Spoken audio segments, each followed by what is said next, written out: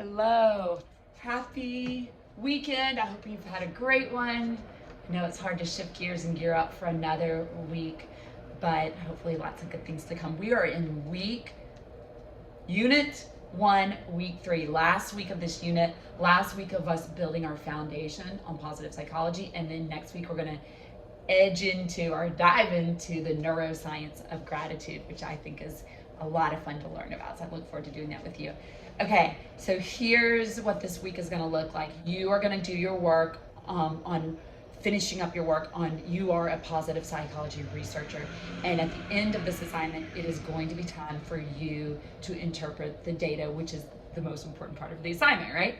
And what you're going to do is you're going to take your data and then you're going to bring it to life. You're going to talk about why it matters, what it means, what it tells us. I think the strategy for this is you take the data and you start asking yourself, why does this matter? What does this tell us about humans? How can this make a difference? How does this make the world better? How does this data help these people? How does it hurt these people?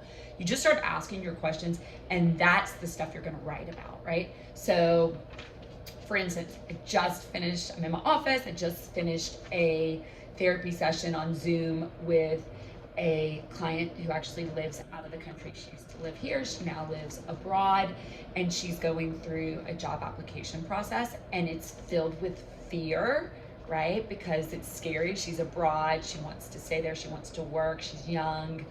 And so one of the things that we talked about is like, how do you cultivate optimism when you're in times of transition, in times of high stress, in times of uncertainty. So let's say I did my survey on that, and what I found out is that half of my respondents recognize that when they're facing times of uncertainty, they feel a lot of stress. And my question would be, during times of uncertainty, do you face a little bit of stress, a lot of stress, extreme amounts of stress? Let's say 50% say extreme amounts of stress. Got it. What does this tell us about humans' needs for certainty? Maybe I'm going to write about how I believe optimism might be able to help them during times of uncertainty.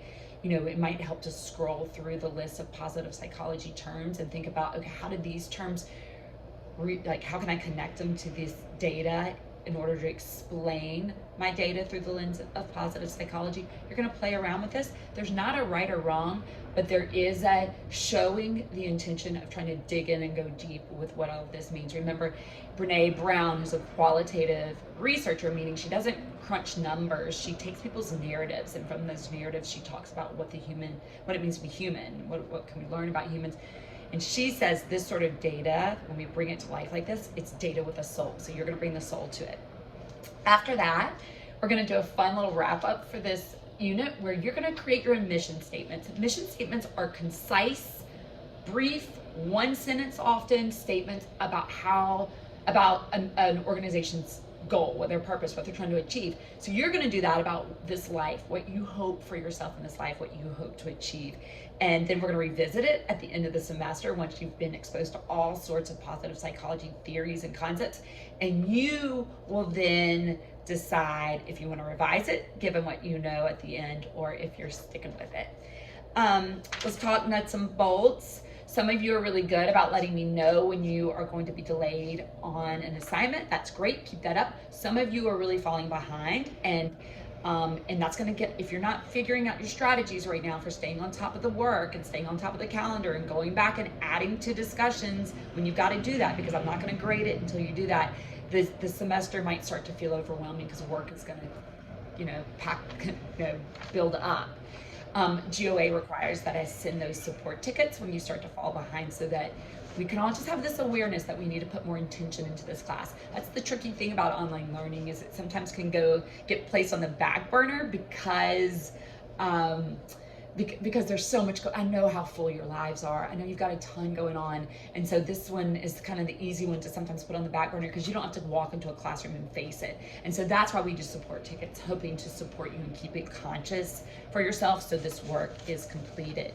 Let me reiterate something I said before. I'm not grading assignments until you go back and contribute to the discussion. Remember, that is how we process the learning a little bit more, because we can't do that in a classroom together. So we do it through connecting our work together. When you're responding to a classmate, make sure you address them by their name.